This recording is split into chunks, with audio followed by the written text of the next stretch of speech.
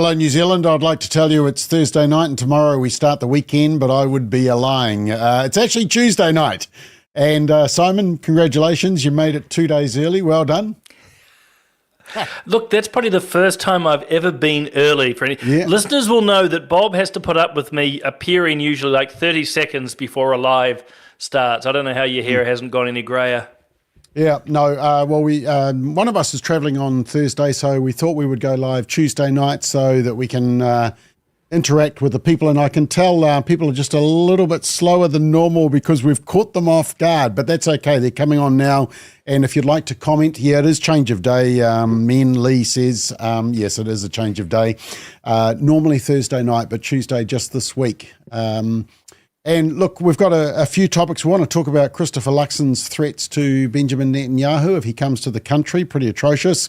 One News got caught out. We're going to look at some latest polling and also comments that have just been made by the Minister of Finance, Nicola Willis, about charities. Now, if you do want to make comment, go to our Facebook page, the Family First page, and we'll see your comments coming through. Yeah, a few people are surprised that we're here. Good afternoon. A bit of a surprise from Gardener Gone Wild. And also on, if you want to comment also on YouTube, we'll see your comments coming through as well. Right. Look, I might actually start just with the polling, Simon, just as everybody's catching up and realising that we're here on a Thursday. And so there has been some polling that came out. It was from Stuff. It's the Post.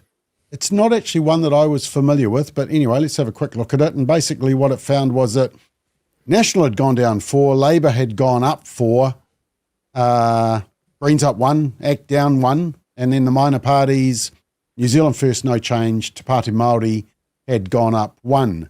Now, if you look at those stats, Simon, that would suggest that National and Labour are very close. In fact, during the Labour Party conference over the weekend, they were saying that, oh no, Labour's actually leading and they would win an election. And so I thought I'd just go back and have a look at some of the most recent polls from other outlets. This is the One News one, which suggests that, well, National's 8 points ahead. And then I had a Courier Market Research one somewhere, which I've now lost. But anyway, that also showed a similar to One News. So, Simon, this one here, do you think that's a rogue poll from 3 News? It's I was trying to remember the name of the company. Meltwater or something. It's Freshwater, isn't it? Freshwater, yeah. Something like that. Look, I've not heard of them. I suppose there must be some legitimacy that the Post is using them. And I think if I read the article correctly this morning, the people behind Freshwater have noted they've done polling in Australia and the UK and elsewhere. So, look, I think for me, it feels like an outlier, or at least the second outlier. So you referenced Labour Party. It did its polling for its conference, its own polling company. You can certainly try to call that into question, though there are some professional standards. Obviously, this Freshwater group, both of them are saying that it's much tighter. But I have to say, it doesn't quite sit intuitively right. And look, I'll admit my political bias, the circles I operate in, but it doesn't. Put it this way, people aren't, tremendously happy with National, so I'm sort of not surprised that they're still under 40%. But I don't detect a lot of love for the Labour Party, to be honest with you, Bob. No. And also there's almost, I had a little look behind the engine of this latest poll, and there was a couple of things that concerned me. Firstly, it says this, Freshwater Strategy, it says that it's all online. That immediately is a red flag because you're missing a huge amount of people who simply don't want to engage with research companies online. And then the second red flag was that they asked about politicians and who impressed them the most. Now look who's up the top there. It's Jacinda Ardern, Chris Hipkins, and you've even got Chloe Schwarbrick there at 4th. So, Donald Trump's right down there. I suppose you'd expect that. So that was the second red flag. And then the third red flag was that they asked, well, what are the big issues that you're concerned about? And let me just enlarge that for you. So you'll see there that reducing crime and improving social order, that has dropped as a concern. So that's a plus to the government. Reducing taxation and government spending, that concern has dropped 10%. So that's a big plus to the government. The big growth is creating jobs and reducing unemployment. But look at improving race relations and harmony. No change, 12%. Now, if you combine the fact that this is all online, that the polling group thinks that Jacinda is the greatest thing since sliced bread, and you've got this graph here, I've got a huge amount of red flags about this polling company. Am I fair on that? Look, I think you are. As I say, I mean, you're much better at numbers. You'd think a former politician would love polls, but never really have. But you're much better at numbers, as you say, looking under the hood. For me, it just, as I say, intuitively didn't feel right. I mean, why was Jacinda Ardern even mentioned? You know, was there an element of push polling here where these names were being suggested? You mentioned Donald Trump. I mean, why is he part of a New Zealand poll? And yeah, as you say, some of these other elements you would have expected with everything that's happened, particularly around the Hikoi and others events, that actually the race relations issue would have at least moved in some direction. So it doesn't feel right, but I think my general takeaway is what I noted a bit earlier, is that the government is still not as popular as it would like to be. Still can't crack, well, National can't crack 40%. Labour, I think at the very least, Bob, we can say has stopped the bleeding. The hemorrhaging has at least stopped, but I don't believe it's as close as these two polls are making out. Well, the other thing is that if you look at the top concerns, relieving cost of living pressure and improving healthcare and hospital services, well, actually, I guess you could say that Labour will be getting punished a little bit. National will be getting punished a little bit on the healthcare one. There's no doubt about it that the health portfolio is the Achilles heel for the government at the moment. That would be a fair statement, wouldn't it? Yeah, it often is actually the Achilles heel for any government. There's only been really one minister in my time that I think managed it well, managed it particularly politically, was Tony Ryle. He just played it with such a straight bat that, well, nothing really stuck. But, you know, it was a major problem for Labour. So you'll know that there's been big protests about Dunedin Hospital recently, and unfortunately Shane Ratty and National are getting in the neck. But Labour had all the same problems. So it's a big issue, and it's unfortunate for the current government.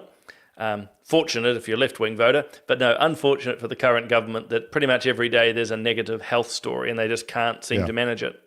Yeah.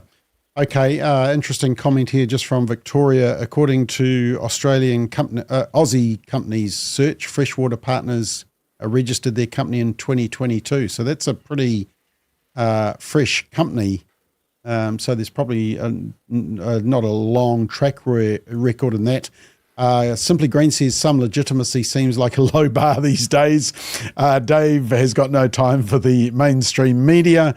And Rosie says, here we go. Twice in one day, Simon. Yes, I forgot you had solid ground this morning, so I'm going to have to pay you overtime. That's a bit of a worry. Yeah, okay. Well, what could be more of a worry is if I choose to do a third Facebook Live later. But I will say to Rosie and to Victoria, she'll know why, I've swapped out mugs. I'm just keeping up the propaganda here, Bob. So I've got my political playback. Here we go. See, very important. Bob's actually got some exciting news coming up in a few days around this. Well, yes, we've got a special Christmas appeal. So the good news is that you can qualify for a free cup. Just a slight condition.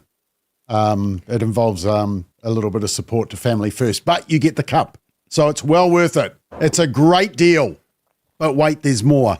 This one from Rosie, who says, and Simon, I'm keen to get your response to this. National inherited Dunedin Hospital from Labour. Is that true? Yeah, it is. Look, the Dunedin Hospital issue has been going on for a long, long time, and it transcends either the blue or the red team. But, you know, at the end of the day, Bob, it's whoever's in power at the time, they get the opprobrium. So, you know, I think at some levels, what's happening to National, the attacks on the government around the hospital are unfair.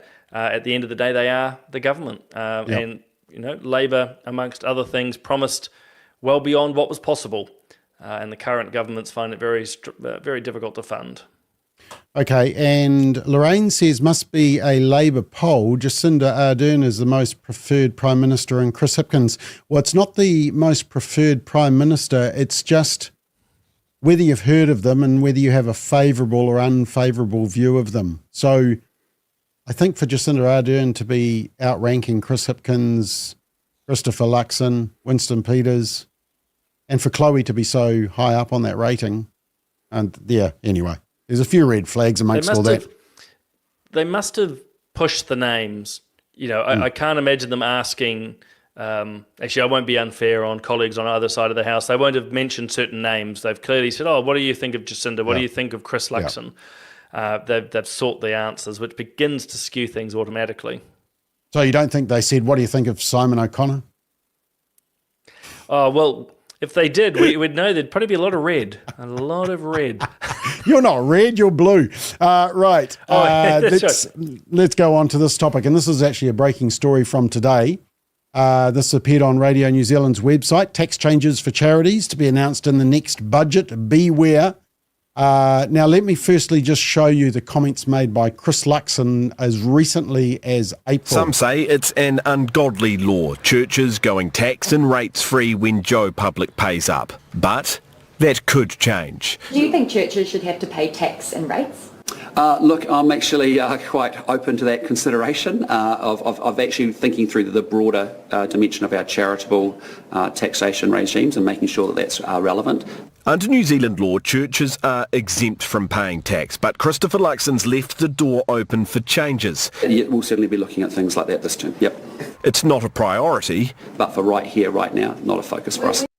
Okay, so trying to get everybody off the scent. The only problem was that the Minister of Finance was also turning up to media saying a similar thing. Do you think churches should be tax exempt?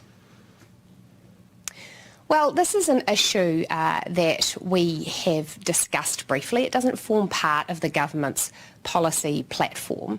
But what we want to see is everyone paying their fair share of tax, and we're conscious that for some time there have been questions about those churches that have a business arm, where the business is a pretty profitable entity, and they're paying a different rate of tax than other businesses because of their church status. It's not been something that we've prioritised immediately on coming into government. We've been focused on putting together a program of personal income tax reduction, but it is an issue that we've said that we'll look at this term. Okay, so she got pushed a little bit more on it by the interviewer. They had a little laugh about Brian Tamaki suggesting that he would charge them for all the services they did with, for example, ex-prisoners, etc., which, you know, I mean, it's a fair point. How do you judge how much contribution a charity is giving to a community when it's working with people perhaps just that are part of the church? But anyway, I just wanted to show you this little bit, Simon, before you comment. If you're not supportive of Brian Tamaki and I guess his way of Christianity, why does his church get to not pay taxes or rates?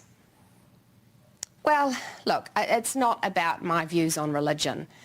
It's about the fact that churches traditionally do good works for people and for the community because it's the right thing to do. And so they shouldn't be doing it because they are trying to find a tax loophole. I don't think that's always the case, but I do think we owe it to New Zealanders to look at how these laws are working in practice to make sure they're not being exploited in any way. And I'm not in a position to comment on the particular tax behaviour of any particular church, but what I do know is a little bit of history from when I went to school, that the Bible is pretty clear that we should do good works for the sake of doing good works and altruism, not because we stand to be advantaged by that. Yeah. Okay. Thoughts? Oh, well, look, a couple of things. I mean, firstly, this is just a money grab. Let's be really clear about that. The government's going to try and find all and any opportunity to make money. Secondly, this... Too many thoughts all at once, Bob. What you're hearing, particularly there from Nicola Willis, is all just political spin. Some might even suggest it's gaslighting. The churches, mosques, temples do the work they do not to get financial advantage. The fact that they might get a little bit more money means that they can do more charitable work. And the government might want to think about that, because actually, to use Nicola's example, the churches aren't going, ooh, how do I make financial advantage for the sake of it? It's so they can actually feed more homeless people. They can put more people in housing, and many of the disadvantaged people that we see in New Zealand, because those inequities aren't getting that much better. So again, it's very disingenuous to say that churches and charities are running around just trying to find loopholes in the law. This has actually been discussed for a while. They've talked even when I was in Parliament, and fought against it, by the way, in the internal conversations, to go for the churches. And the last very quick point is, we shouldn't be distracted by the big cases. They will try to focus on the sanitariums, for example, and say, oh, look what's happening. One, I actually still don't think that's fair. If sanitarium can run up a profit and that money is used for its charitable works, fantastic. What's the problem?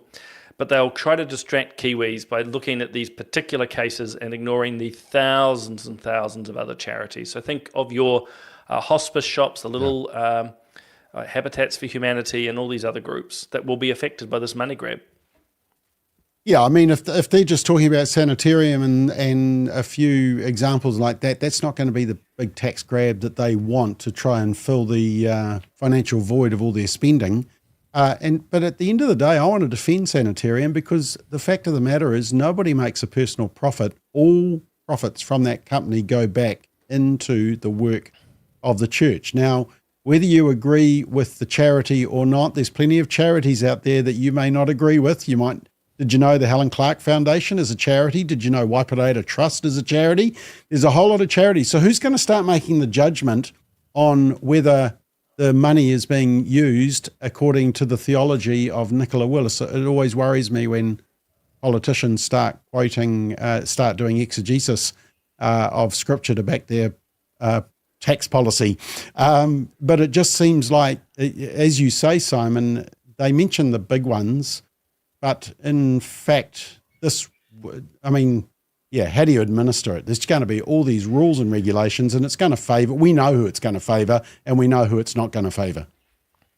Yeah, look, I mean, this is... Look, the cat was somewhat out of the bag if you read the sub-narrative of that reporter and Nicola Willis.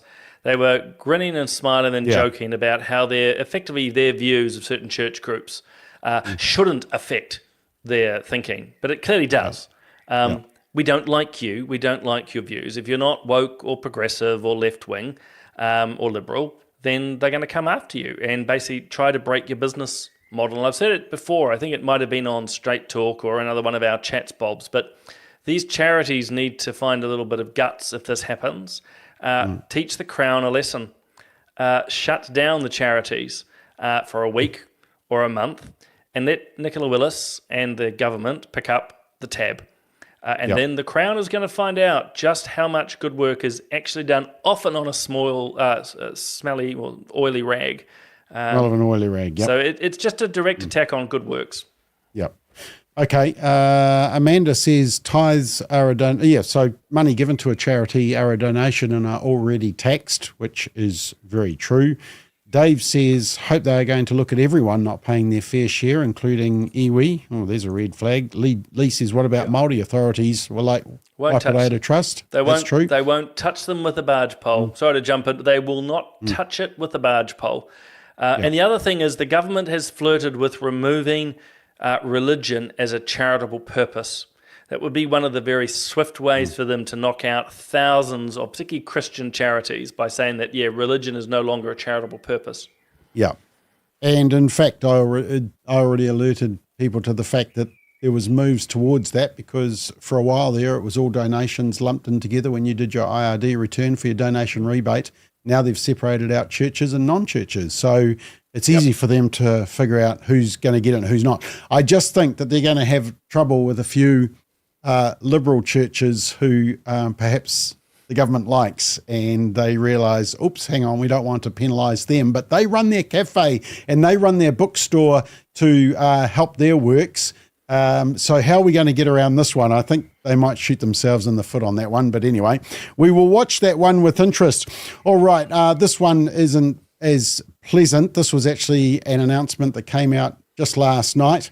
Christopher Luxon was in a press conference. Is that a Tweety bird in your place, Simon?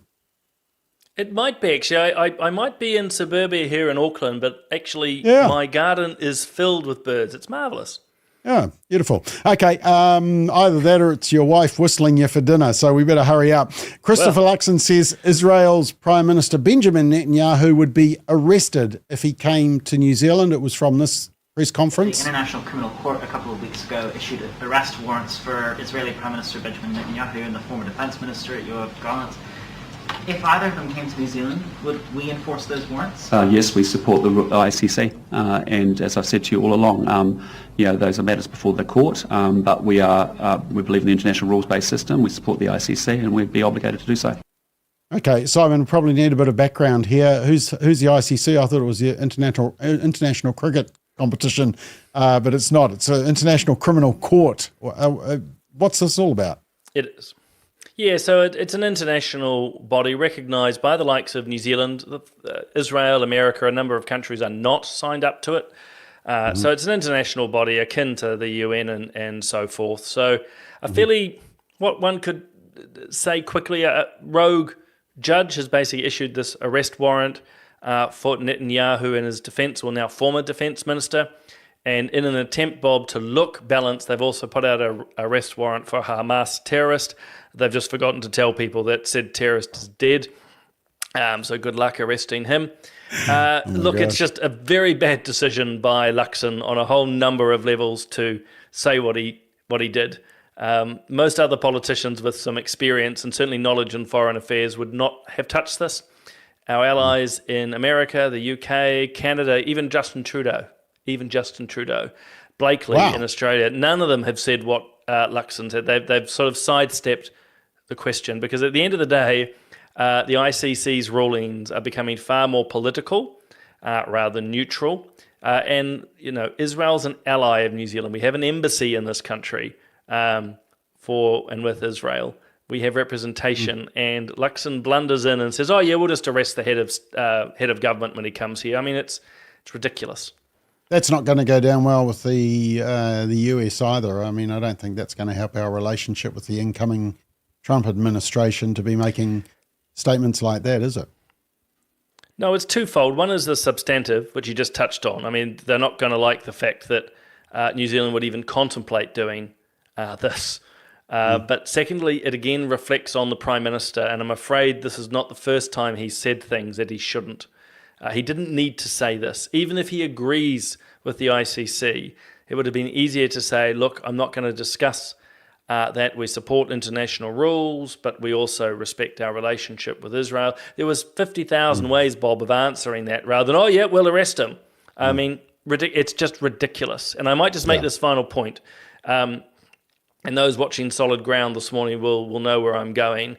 But Luxon was more than happy a couple of weeks ago to go and, grinning like a Cheshire cat, shake the hands of President Xi, who, has detained over 1 million Muslim Uyghurs, crushed democracy in Hong Kong, continues to interfere in New Zealand politics. But Luxon going to, call him out or have him arrested? Not a chance. Just going to smile and beam and just think it's lovely. But Israel's head of government, oh yeah, we'll arrest him. I mean, it's absurd, Bob. And you can hear I'm frustrated. Okay, question from Gabrielle for you. Simon, can it ever be said The Hague is neutral? An international court with jurisdiction over war crimes cannot be apolitical by definition. Yeah, good. And reminder, actually, I need to message Gabrielle. I will follow up on your message to me. Now I feel guilty. Look, I think there was a neutrality, but it's become taken over is the way I would look at it. In other words, I think there was a time that we could respect the ICC, a lot of its work around Yugoslavia, or rather, Milosevic and that in Serbia. There's been some good work, but over time we've seen a lot of these bodies like the ICC and the UN become, well, they call it lawfare, Bob. They basically have got taken over by zealots who then use the systems to persecute people they don't like. Oh, that sounds a little bit like the United States against Trump, but not against Biden's son. We won't go there. That's not New Zealand politics. But anyway, we all know about lawfare. All right, let's move on. And our third story tonight, well, it's a funny story, actually, because it was One News last night. Did a story about the number of people on the job seeker benefit shooting up. And they did this wonderful story. They go out and always try and find an example But in the process, they sort of tripped over themselves. Just have a watch of the screenshot that they show of the phone in the story. They're trying to prove that there's no jobs. All dressed up in high-vis with nowhere to go, former truck driver Susie Fairbairn has spent most of this year looking for work. Yeah, so looking for work, the only problem is that they looked on the screen and sure, there's no jobs, but she had typed in truck drivers. And so the search engine said, no, we haven't got any job for truck drivers. And as you'll see down the bottom there, I've even circled, it even cues and says, well, if you can't find anything, maybe check for spelling errors. It was just a very funny example of where, and Simon, actually, this one's a little bit close to the heart for me, as I said in my McBlog today, because as you know, we did a pamphlet a couple of days ago, and then we found out it had 3 spelling mistakes in it. So we had to pull it off the website, correct it, put up the new one, cancel the printing job, get a new printing job of it done, because it just affects your credibility. And when you have mistakes like that, when you're pushing a story that people can't get jobs and there's no jobs available, the problem is that you've screwed the scrum by spelling drivbers wrong, then it doesn't really help build trust, does it? Well, firstly, you should sack the person at Family First who drafted that document and didn't proof check it. Hold on, that was me. Yeah, anyway. I checked it too. I think mistakes happen, but you've nailed the primary issue here is that it didn't take long for people to point out the problem, but the mainstream media has just pursued it. They're not pulling it down. They're not as I know of. Well, in fairness, actually, Simon, in fairness, they at about 3 o'clock or 2 o'clock, they put up a correction on the site. But I think that's probably because McBlog, but also I think Mike Hosking on News Talk ZB called it out. I saw David Farrer on Kiwi Blog call it out. So there was a lot of people saying, look, this is just sloppy. It's almost like, I tried to be gracious and said, well, is this just a busy reporter who doesn't have time to sort of check that? If I was producing a video like that, I go through it like a fine-tooth comb, because you only need one really dumb blunder like that and you've completely undone the narrative. Yeah, you have. And so, look, I'm pleased to hear that they have made some changes. I definitely think it is actually because of the likes of your McBlog and other comments. But I think the first point is it took them a long, long time to retract and change it. But the second is it shows a lack of insight. Most of us have used search engines, and most of us, even in this space, could go, look, there are fewer jobs available, but surely there would be truck driving jobs, because actually there's always a need for couriers and others. In other words, when this screen came up, it really shouldn't have taken much to think again. But what was happening, and you wrote about this, is they wanted a particular story and they wanted a particular narrative, and this suited it. And so they ran with it. And I just think credibility is hard fought, but it's easily lost, and it's difficult to build up again. And I remember just the message, the advice that was given to me was, get your ducks in a row, Bob, before you go hard on a particular story. Make sure that it's correct, because if you blow it, and it'll undermine a lot of the other work. So yeah, very important. All right. Speaking of bad driving, let's talk about the where is it? Manawanui. The Manawanui sinking, New Zealand's reputation tarnished. Actually, it's quite a funny clip of is it the Brigadier or the Commodore or the boss of the Navy explaining why the ship... Admiral Bob. Admiral, thank you very much. Yeah, thank you for admiring Or Rear me. Admiral, to be strictly correct. Yeah, thank you. Trying to explain with a big pointy stick why the autopilot wasn't working. This turn was conduct in manual control, so the person in control was sitting in a seat with their left hand on that thruster and their right hand on that thruster, and had turned it into the direction so the ship can conduct that turn. The ship then proceeded along to the west, and at this stage the ship was engaged in autopilot, which required the perspex lid to be lifted and the switch to be set into autopilot, which showed up on that panel. a Perspex lid wasn't lifted, and so they wondered why the left and right thruster didn't work. Simon, I'd just like to suggest that I think I may have found the root cause of the problem, and that is that they're too focused on getting their rainbow tick and their diversity, equity and inclusion. New Zealand Defence Force is really stepping up its commitment to gender equity. From the top of the organisation down, it's been adopting pledges to treat women well, to be more inclusive, and they are world leading in adopting such commitments. And by actually having our senior people sign a gender equality charter, we're actually saying we are committed and we will be held accountable for our actions. The charter itself is accompanied by a workshop. Ah, look at that. A lovely workshop with the rainbow lanyards. Am I being cruel here, Simon, or is the problem that the military are slightly distracted? I think it is more the latter. I mean, look, it's hard to say this is exactly the cause, but there are parallels in America at the moment. And, you know, if you were to put it rather simply, you want your military focusing on lethality. You want them to be the most effective fighting or defensive force. And yeah, a lot of time is now being spent on events like you've got there. And it also casts doubt into a lot of the decision making, and that will have a morale effect throughout the forces. So is it contributory? Absolutely. Spend more time learning to drive a boat, if one drives a boat. The naval people can correct me, but yeah, more time of how to fire weapons and drive a boat. Steer a boat, isn't it? There we go. Thank you. There we go. We're 1 for 1 now. I corrected you on Admiral. Now you've got me steering. This is good. But yeah, we want them training on being soldiers. Not a lot of this whole DEI stuff. But the sinking is an utter embarrassment, Bob. Our allies think it's beyond a joke that this could even happen. And of all the various takeaways, I'm struck how media aren't really talking about the captain anymore, the person who's ultimately responsible for the ship, and also how the minister and others effectively mocked New Zealanders in the early days for their views and opinions. But actually, most of those views and opinions have found to be right. This wasn't a technical fault. This was incompetence. And we've lost a sixth of our naval fleet and over $100+ million of an asset, which you and I and everyone viewing paid for. Yep. Dave says, does the Navy and the ferries use the same outfit for training?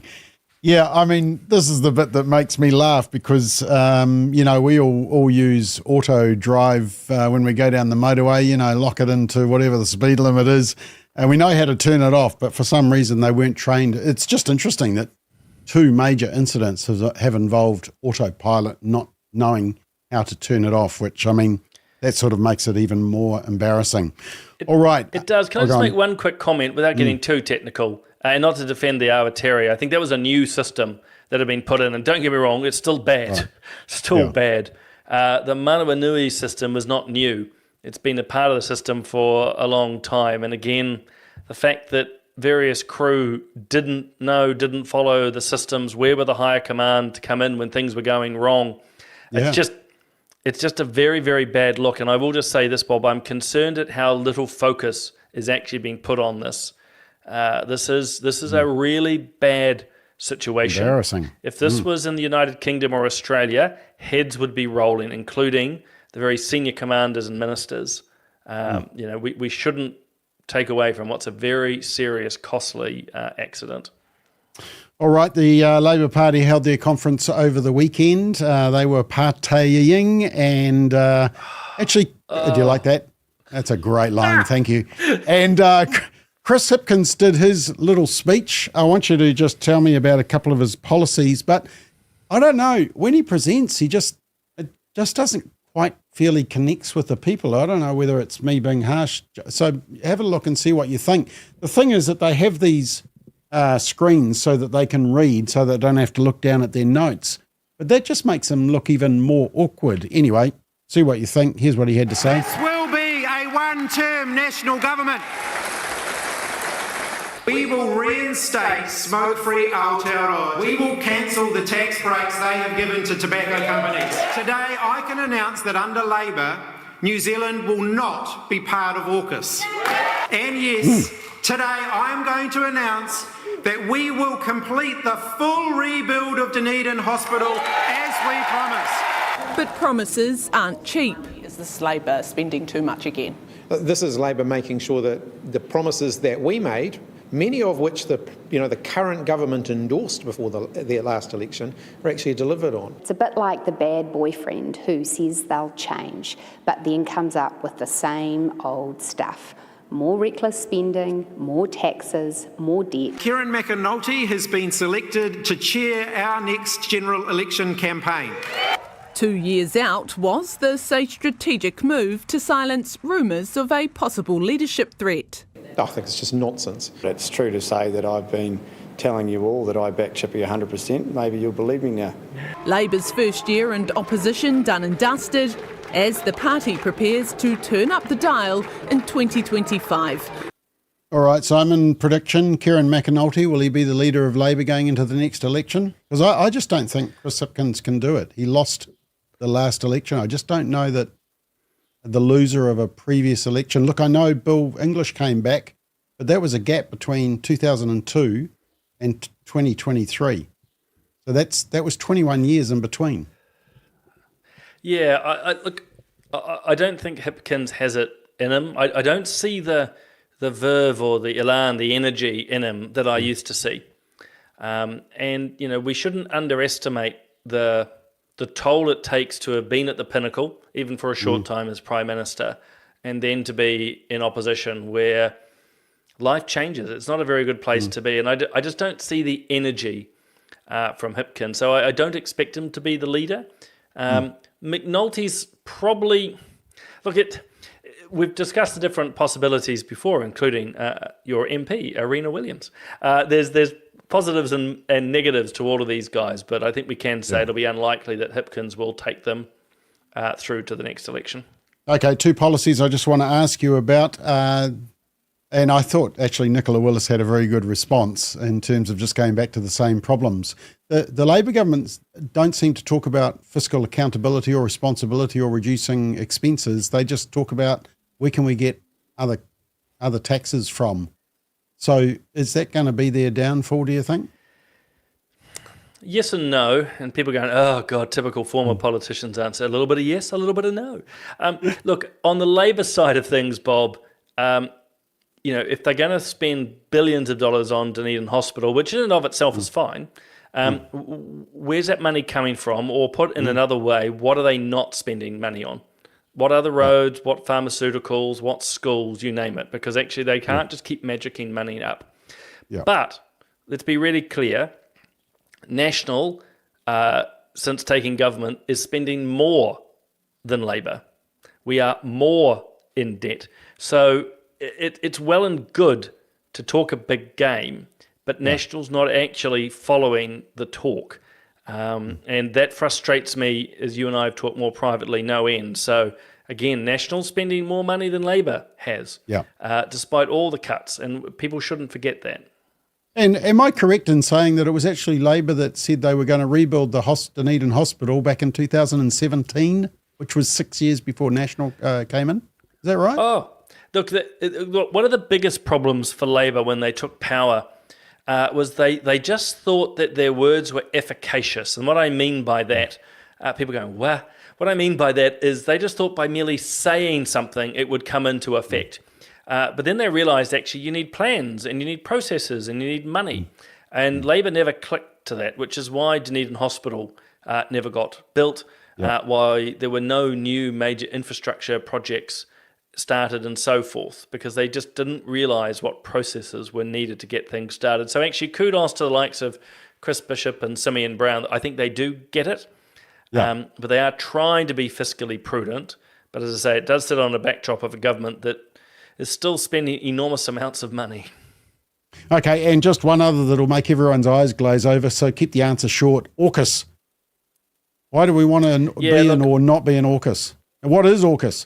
Well, AUKUS it's a defence relationship at the moment between Australia, the UK and the United States. Two parts to it. One is nuclear submarines. We are not interested in that. The second pillar, what they call AUKUS 2, is around a whole lot of cybersecurity and other defence technologies. absolutely, Bob, we want to be in this. If we are serious about our national security, which we should be, then we should be part of AUKUS. So this is an absolute dereliction by Labor. They're playing cheap, silly politics. And the other thing is the Americans are not going to buy it. So Hipkins can puff out his chest, but I can tell you right now, the new American administration ain't going to take a bar of it. We're either with them, pushing back against totalitarian regimes and promoting security, or we're not. A very, very poor, bad decision by Labor there. Well, we can't be part of it because if New Zealand becomes part of AUKUS, it'll be NZAUKUS or AUKUSINS or something. I mean, it just doesn't work with the acronym. So they're not going to let us in, man. AUKUS just sounds a whole lot better. Anyway. Is that your test for things? If the acronym works, that's good to know. I'll bring it up at the next team meeting when I've got some proposals. I did my whole degree based on acronyms, based on everything that I studied. Anyway, let's moving on. Now, Christopher Luxon, the Prime Minister, was on Q&A and the media tried to make out that he was saying that Crown-Maori relationships are the worst since he came in. I just want to actually play what he said because I think what he's getting at is probably quite fair, although Jack Tame is pushing back. I think it's been building for some time. I think, to be honest, the Labor government got a lot wrong and didn't take people with them. When you think about, creating a separate Māori health authority, the co-governance stuff we saw on Three Waters pre the election, all of those things, Wellington mandated Māori local wards, that created huge amounts of frustration. So you consciously made a decision to support a bill through the first reading that has contributed to worsening Crown-Maori relations in New Zealand? No, that's an important topic, so let's back up. Can you just answer that question and then you can give us some context? Well, what I'd say to you is that I know that this is a very divisive issue. I know that there's strong feeling and frustration on all sides of that debate, no doubt about it. The Treaty Principles policy was central to ACT's election campaign and central to the coalition negotiations between ACT and National in forming the new government. As part of the coalition negotiations, did ACT make the treaty principles an absolute explicit bottom line? It was a very difficult negotiation. It was the thing that took the longest to resolve. There are strong feelings on all sides of that debate. I understand. So that's built up. They haven't answered the question there. Can you answer that question? Well, I just said to you, we came to a compromise. But ACT leader David Seymour told One News his party never explicitly threatened to blow up negotiations and return to the polls if they didn't get their way in negotiations. We didn't fold, we compromised, and we found a way through for both parties. If you didn't push him to an absolute bottom line, that means you folded. Yeah, I would just say to you, Jack, you weren't there. I understand what we did in the negotiations. I'm proud of the negotiations and the way we went about it. Okay, interesting discussion. I mean, once again, it's the media pushing back and saying, why are we even having this debate? Why did you even allow it to get to this point? And yet I think most people acknowledge that coalition agreements involve a lot of give and take, especially when you got three headstrong people like Winston Peters, David Seymour, and Christopher Luxon in the same room. So to me, Christopher Luxon was being pretty fair in what he was saying. Look, absolutely. It's a coalition. I think there's a strange dynamic at times, Bob, for a lot of people that wanted or support MMP, yet they somehow think it's going to run like first past the post. It's a coalition. As you say, there's three egos, three policy agendas that all have to be somewhat melded together. So I thought Luxon's comments were quite correct. A little bit of mischief by Tame trying to use sort of evocative language. Look, ACT was very clear that it wanted this principles bill. It's going to probably exact quite a cost on National, but that's what happens in negotiations. Many dead rats have to get swallowed all round. Yep. Okay, gosh, we're going well. One more story, and that is just this ban on social media for under 16s. Australia has passed the law, which comes into effect. Now, there was some polling done in New Zealand, which I was interested in. It was this one. And basically, it was around the 74% said that they would like it banned for young children. Sort of didn't drill down as to which particular social media. I found this interesting because we actually did some polling on this last year with Courier Market Research, and we asked, would you support or oppose a law that bans children from all social media until they're 16? And you'll notice there that actually opposition was greater than support. So, in fact, there has been a turnaround, although it can come down to what the question was. But I just want to show you this clip, Simon. This is an Australian senator who was challenging the Australian law, and he was simply asking the question, if we're going to ban people from TikTok and Facebook and Instagram, kids, are we also going to ban them from pornographic sites like Pornhub? Have a watch of the response that he gets. It's a little bit like asking, what is a woman? If YouTube's categorised or covered by 63C, returning to Senator Roberts' question, what is Pornhub covered by? Why wouldn't it be? It's just explicit material, but it's covered. Yeah. So it is covered. No. The first limb of 63C1A is that the platform's sole or significant purpose is to enable online social interaction. But if YouTube's covered, it has a video sharing for non-explicit content, video content, why wouldn't Pornhub be covered? Is Pornhub covered? I think they have very different purposes. Yeah. Explain that to me. Sorry, I think this is... Under the definition, we wouldn't see Pornhub as falling within scope. It's not seen as social media. Just explain to me in simple terms how, if YouTube is covered, how would another video sharing service with explicit material, admittedly, not be covered?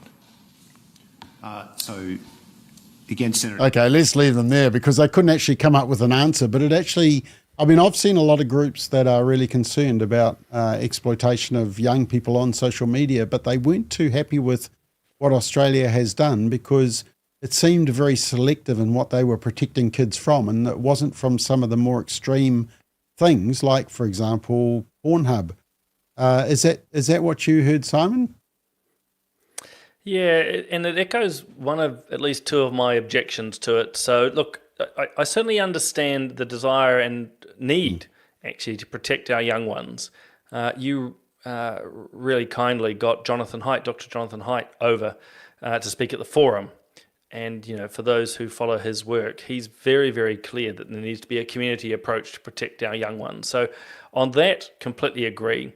But Matt Canavan's, he's great, by the way, the Australian senator you had on, points out, instantly you're seeing who's deciding what's in and what's out.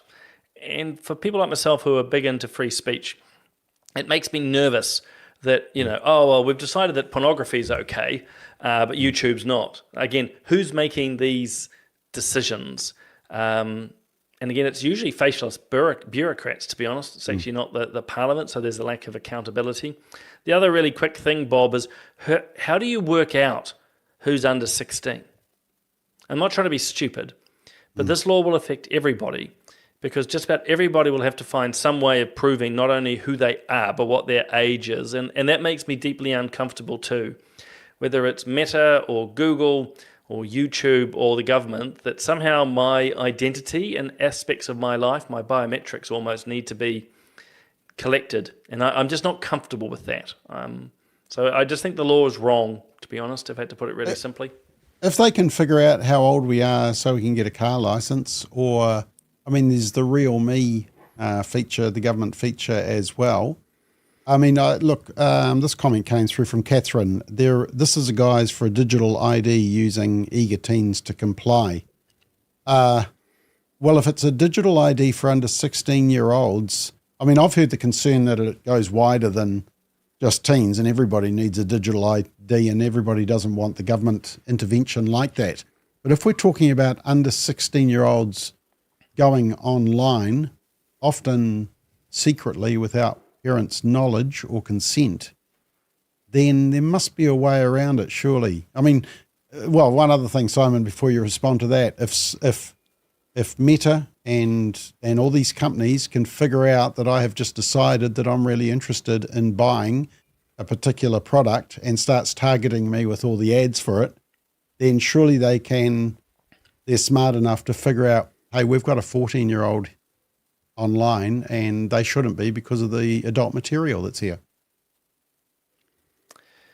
Those companies have already said that they're not actually sure how they'll do this. And I'm not here to protect them.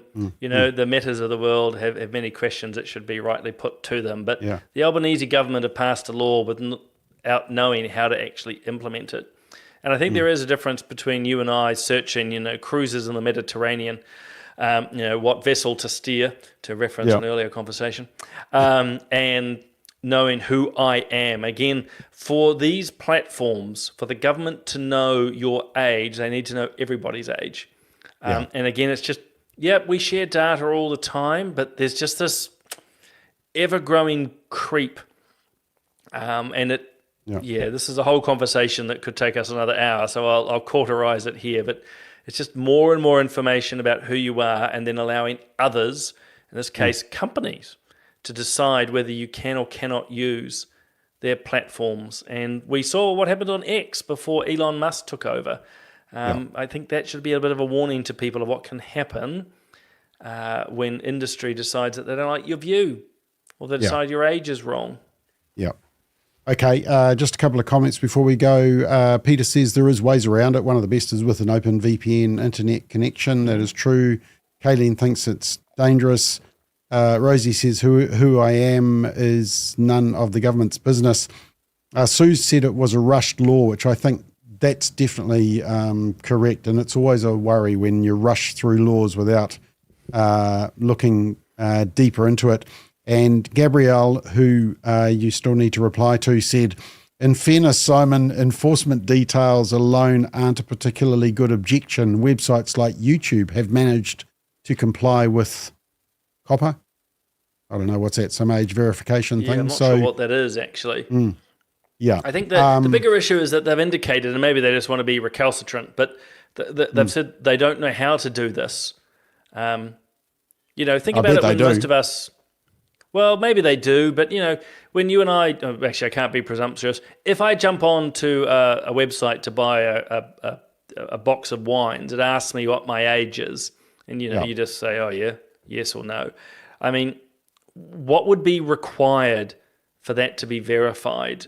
And, maybe we shouldn't be buying alcohol online. But the point being, what will you have to share with a third party and verified by government to bring that about? And are you prepared to do that for something that's pretty straightforward? But I will acknowledge we are talking about children here. It complicates things, but does that also mean that we shouldn't have some form of accountability with, for example, porn sites to stop kids accessing that? I mean, whereas we might think that Facebook, Instagram, TikTok is a little bit more benign than Pornhub, I think we would both agree that we don't want kids to be able to access Pornhub, for example. So that's got to be something that we should be striving for, shouldn't we? I mean, I still think that the companies need to take some accountability, and I wish governments would work with parents a little bit to upskill and change some of the rules around opting in rather than opting out, putting filters in place in public places and schools and even homes, and giving parents more understanding of some of these hidden dangers. Because I think a lot of parents want to protect their kids, but they're not quite sure how to start. And the problem is that kids know more about it than the parents do. That's another challenge. Yeah, although I'd say it's been a generational thing. Every generation, the younger ones seem to know more. But look, yes, we do want to protect young ones, particularly through the harmful effects of pornography, to get really particular. I'm just not convinced a regulatory approach is the way forward. I think it's something much more cultural. I'd much prefer this to be, as you say, supporting parents, or even just actually for the government to make a clear statement that actually pornography is not a good thing for young ones. And this is one of the things you'll find, doesn't matter if it's the Albanese government or even here in New Zealand, they just will not, and you know this with your petition work around pornography in New Zealand, they're just not prepared to say that it's a problem. That would be a really good start. Yeah, and actually that was one of the arguments of Jonathan Haidt, was that, look, it's going to take actually a community to do this. The problem is that everyone's got a phone, everybody's online, but it only takes a few parents to actually, or families, to break the mold, and then the people who don't want to be part of it can group together, and that's really important. It's going to take a societal change as well. Anyway, Simon, we have gone well over time, and look, everybody, thank you for watching 2 days early. I'm glad we didn't catch you all out. We've had a great audience, and we will be back next Thursday. We'll be back to normal for it's our final one for the year next Thursday. So that's Thursday week. But you can watch a replay of this on this Thursday if you're missing us on Thursday night. Anyway, thanks for turning up early, Simon. That's a record. Congratulations. You're on dinner tonight. Got to ask you, what's for dinner?